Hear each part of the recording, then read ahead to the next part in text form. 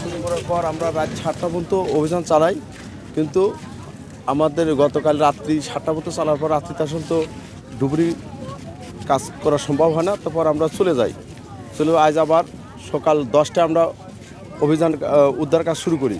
কোনোভাবে এই পর্যন্ত কাজ চলতেছে, আপনারা তো দেখতেছেন।